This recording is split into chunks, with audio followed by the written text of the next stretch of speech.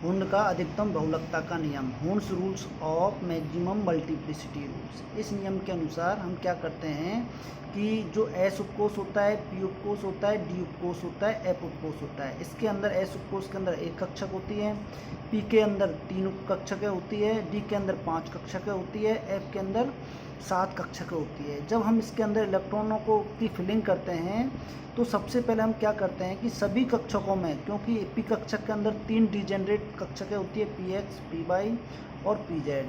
D उपकोष के अंदर 5 डिजेनरेटेड कक्षकें होती हैं, D X by, D Y Z, D X Z, D X square Y square, D Z square.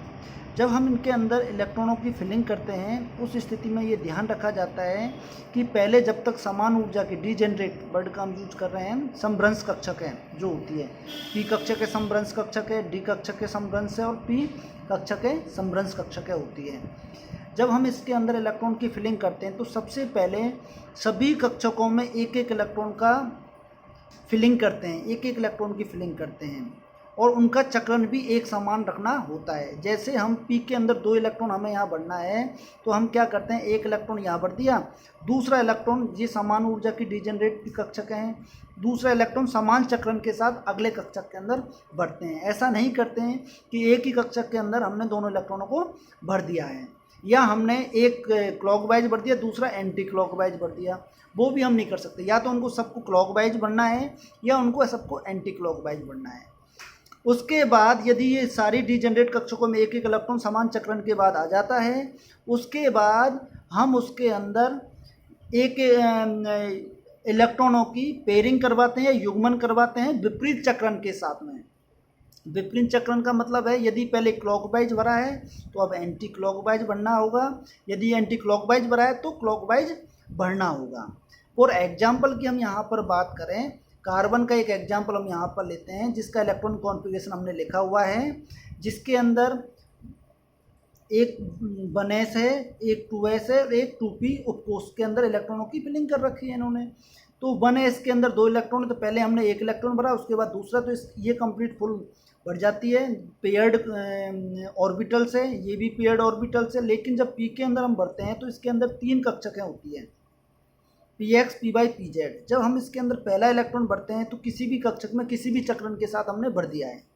उसके बाद जो अगला इलेक्ट्रॉन आएगा वो उसी चक्रण में, जो पहला वाला इलेक्ट्रॉन हमने यदि क्लॉकवाइज भरा है तो दूसरा वाला इलेक्ट्रॉन भी हम उसको क्लॉकवाइज भरेंगे, या फिर पहला इलेक्ट्रॉन हमने एंटी क्लॉकवाइज भरा है, दूसरा इलेक्ट्रॉन भी हम एंटी क्लॉकवाइज भरेंगे।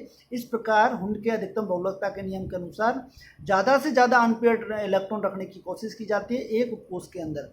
जब अनपेयर्ड इलेक्ट्रॉनों की संख्या मैक्सिमम हो जाती है उसके बाद हम पेयरिंग करना स्टार्ट करते हैं। इस तरीके से नहीं कर सकते कि एक के अंदर क्लॉकवाइज, दूसरा एंटी क्लॉकवाइज भर दिए 2p के इलेक्ट्रॉन, जो कि संभव नहीं है, उनके नियम का वॉल्यूशन करता है। दूसरा, या एक हमने क्लॉकवाइज भर दिया, एक एंटी क्लॉकवाइज भर दिया, ये भी संभव नहीं है, उनके नियम का वॉल्यूशन करता है। अगला एग्जाम्पल हम लेते हैं नाइट्रोजन का। नाइट्रोजन के अंदर p3 इलेक्ट्रॉनिक कॉन्फ़िगरेशन है वैलेंसी सेल का, 2s2 2p3। तो अब इसमें क्या करते हैं, जब पी कक्षक में हम 3 इलेक्ट्रॉन भरते हैं तो सभी कक्षकों में बराबर से एक एक इलेक्ट्रॉन पहले फिल कर देते हैं समान चक्रण के साथ, एक एक इलेक्ट्रॉन फिल कर देते हैं समान चक्रण के साथ। ऐसा नहीं करते हैं कि किसी में पेयरिंग करवा दी और एक इलेक्ट्रॉन इस तरीके से भर दिया, या फिर 2 क्लॉकवाइज भर दिए, एक एंटी क्लॉकवाइज भर दिया, ऐसे नहीं भर सकते। ये वाला तरीका पैटर्न उनके नियम के अनुसार होता है। ऑक्सीजन की यदि बात करें हम, यहाँ पर ऑक्सीजन के अंदर 4 इलेक्ट्रॉन बढ़ने हैं। अब हमें यहाँ पेयरिंग करवानी है, क्योंकि हम जब पी कक्षक अधिकतम 3 कक्षकें होती है, पी के अंदर हमने पहले एक एक इलेक्ट्रॉन सबके अंदर भरा। अब चौथा इलेक्ट्रॉन जो आएगा वो विपरीत चक्रण के साथ पेयरिंग करेगा, तो हमने चौथा इलेक्ट्रॉन विपरीत पेयरिंग के साथ यहाँ पर चक्रण के साथ पेयरिंग करवाते हैं।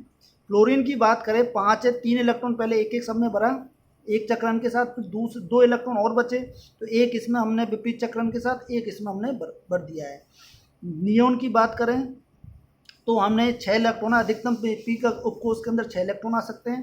पहले सब में एक एक इलेक्ट्रॉन फिल किया, उसके बाद विपरीत चक्रण वाले दूसरे इलेक्ट्रॉनों को हमने ऑर्बिटल्स के अंदर फिल किया। इस प्रकार हुंड के अधिकतम बहुलकता के नियम के द्वारा हम इलेक्ट्रॉनों की फिलिंग ऑर्बिटल्स के अंदर कैसे करते हैं उसके बारे में हमें हुंड का अधिकतम बहुलकता का नियम जानकारी देता है कि हमें ध्यान रखना है हमेशा उस स्थिति का जब भी हम डीजेनरेट समान ऊर्जा की कक्षकों में इलेक्ट्रॉन बढ़ते हैं, चाहे एस उपकोष हो, चाहे पी उपकोष हो, चाहे डी उपकोष हो, चाहे एफ उपकोष हो, सबसे पहले हम उसमें एक इलेक्ट्रॉन बढ़ेंगे समान चक्रण के बाद। फिर आने वाला अगला इलेक्ट्रॉन है वो यदि उसमें एक से अधिक ऑर्बिटल्स है, जैसे पी के अंदर एक से अधिक ऑर्बिटल्स, उसमें जाएगा उसी चक्रण के साथ।